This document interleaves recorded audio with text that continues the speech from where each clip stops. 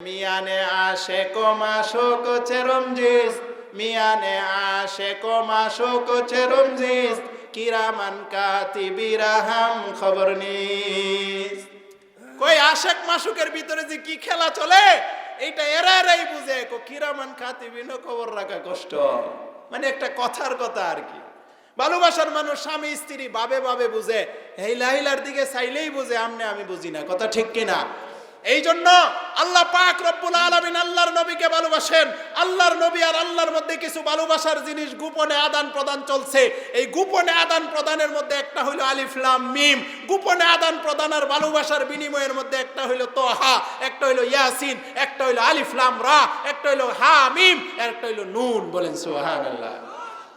এই জন্য বলছিলাম আল্লাহ পাক বলেন নুন আল কালামি ওয়া মা ইয়াসতুরুন, নুনের কসম, অল কালামি ওয়া মা ইয়াসতুরুন, এবং অল কালাম কলমের কসম, ওয়া মা ইয়াসতুরুন কলম দিয়া যা লেখা হয় তার কসম।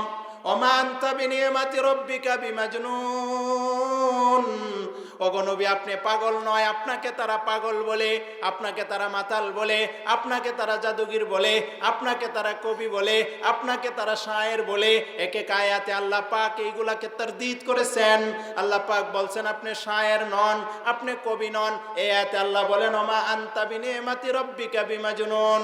ওগো আল্লাহর নবী, ওগো আমার নবী, আমি রবের রহমতে আপনি অবশ্যই পাগল নন। যদিও তারা পাগল বলে, আসলে তারা বুঝে না যে এইটাও বুঝে না আসলে আপনি পাগল নয়। যেই সকল ব্যক্তিরা আপনি নবীকে পাগল বলে এরা আসলে পাগল। কথা ঠিক কিনা? ওয়ামা আনতা বিনিয়ামাতি রাব্বিকা বিমাজনুন ওয়া ইন্না লাকা লাআজরান গায়রা মামনুন। ওগো নবী আপনি যে তাদের এই সকল কথার কষ্ট ক্লেশ আপনি ধৈর্য ধারণ করে সহ্য করে যাচ্ছেন, দিনের দাওয়াত চালায় যাচ্ছেন, তাদের কথা শুনে যাচ্ছেন, এরপরে এই সকল বিষয় কষ্টকে বরদাস্ত করার কারণে আল্লাহ পাক বলেন আপনার জন্য উত্তম বিনিময়ের ব্যবস্থা আমি আল্লাহ পাক রিজার্ভ করে দিলাম। অতঃপর আল্লাহ পাক রব্বুল আলামিন বলেন ওয়া ইন্নাকা লাআলা খুলুকিন আযীম। ওগো নবী আপনাকে আমি সবচাইতে উত্তম চরিত্র দিয়া দুনিয়াতে পাঠাইছি। ও মুহতারাম হাজিরিন, এইটাই আমি আপনাদেরকে বোঝানোর উদ্দেশ্য বক্তব্য। আল্লাহ পাক রব্বুল আলামিন পৃথিবীতে সবচাইতে উত্তম চরিত্র দিয়া কাকে পাঠাইছে? আরো জোরে কোন কাকে পাঠাইছে? আমাদের নবী আলাইহিস সালাতু ওয়াস সালামকে উত্তম চরিত্র দিয়া, আমাদের নবী আলাইহিস সালাতু ওয়াসসালামকে উত্তম চরিত্র দিয়ে আল্লাহ তাআলা পাঠাইছেন। কথা বুঝে আর সে উত্তম চরিত্র একমাত্র আল্লাহ তাআলা আমাদের নবীকে দিয়েছেন। এই কারণেই আল্লাহ পাক বলেছেন এই নবীর চরিত্রের ভিতরেই তোমাদের মুক্তির আদর্শ রেখে দিয়েছি। বলেন সুবহানাল্লাহ। যেই কথা বলতেছিলাম সঙ্গত কারণে বলতে হয়, আমাদের নবীকে আল্লাহ পাক রব্বুল আলামিন উত্তম আদর্শ দিয়া পৃথিবীতে পাঠাইছে। এই জন্য দুনিয়ার পরকালে মুক্তির জন্য পৃথিবীর কোনো নেতার আদর্শ আমাদের জন্য মুক্তির আদর্শ হতে পারে না। পৃথিবীর কোনো খেলোয়াড়ের আদর্শ আপনার আমার জন্য মুক্তির আদর্শ হতে পারে না। পৃথিবীর কোনো গায়কের আদর্শ আপনার আমার জন্য দুনিয়া পরকালে মুক্তির আদর্শ হতে পারে না। পৃথিবীর কোনো নায়কের আদর্শ আপনার আমার জন্য দুনিয়ার পরকালে মুক্তির আদর্শ হতে পারে না। একমাত্র আপনার আমার পৃথিবীর বুকে মুক্তির আদর্শ মুহাম্মদুর রাসূলুল্লাহ। কথা ঠিক কিনা? এই জন্য খুব খেয়াল করে কান সোজা করে আমার দিকে তাকায় কথা শুনুন। ও মুহতারাম হাজিরিন, আমি কোনো রাজনীতি করি না, করছিও না, বাস্তব কথা আপনাদের সামনে তুলে ধরার চেষ্টা করছি।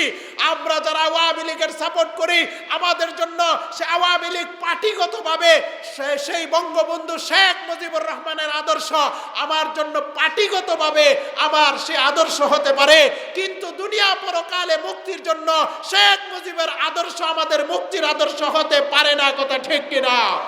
ঠিক তেমন ভাবে যারা বিএনপির সাপোর্ট করেন, আপনাদের জন্য বাংলাদেশ জাতীয়তাবাদী দলের জন্য মরহুম প্রেসিডেন্ট জিয়াউর রহমান তার আদর্শ আপনার সেই রাজনৈতিক আদর্শ হতে পারে, কিন্তু রাজনৈতিক ক্ষেত্রে সেইটা আপনার রাজনৈতিক মঙ্গলের আদর্শ হতে পারে, কিন্তু দুনিয়ার পরকালে মুসলমানদের মুক্তির জন্য সেই জিয়াউর রহমানের আদর্শ মুক্তির আদর্শ হতে পারে না।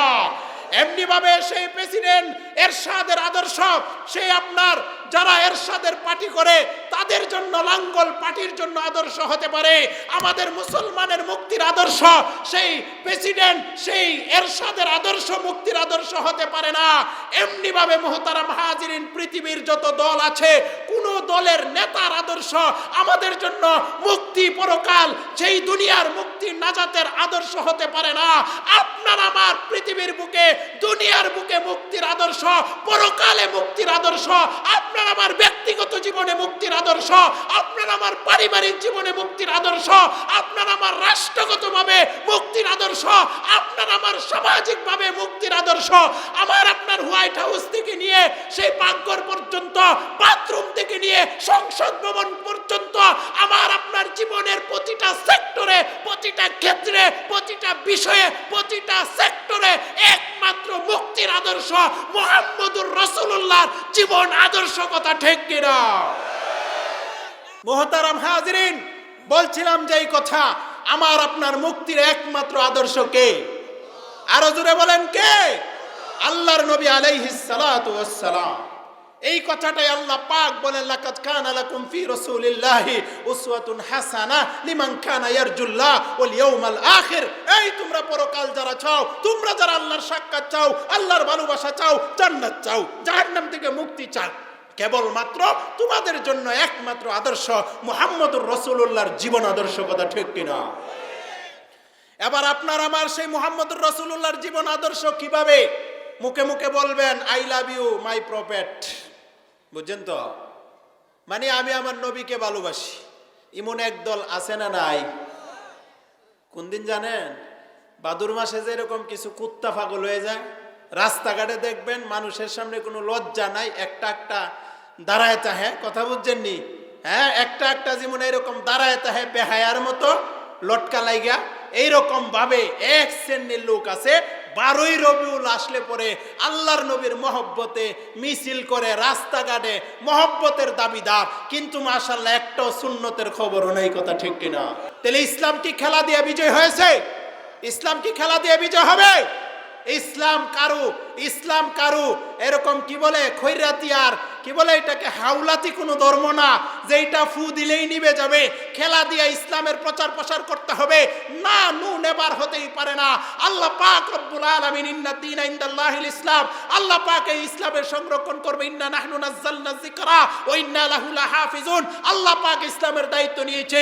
ইসলাম ছিল, ইসলাম আছে, ইসলাম থাকবে। কোরআন ছিল, কোরআন আছে, কোরআন থাকবে। উলামায়ে হক্কানি ছিল, উলামায়ে হক্কানি আছে, উলামায়ে হক্কানি থাকবে। আল্লাহর দিন আল্লাহর জমিনে ছিল, আল্লাহর দিন আল্লাহর জমিনে আছে, আল্লাহর দিন আল্লাহর জমিনে থাকবে। দুনিয়ার কোনো নাস্তিক আর ফাস্তিক আল্লাহর দিন আল্লাহর জমিন থেকে মিটাইতে পারবে না, তারাই মিটে যাবে। কথা ঠিক কিনা? এই পর্যন্ত যারা ইসলামের বিরোধিতা করছে কেউ ঠিকতে পারে নাই। কথা ঠিক না বেঠে? ইসলামের যারা বিরোধিতা করছে কেউ ঠিকতে পারে নাই।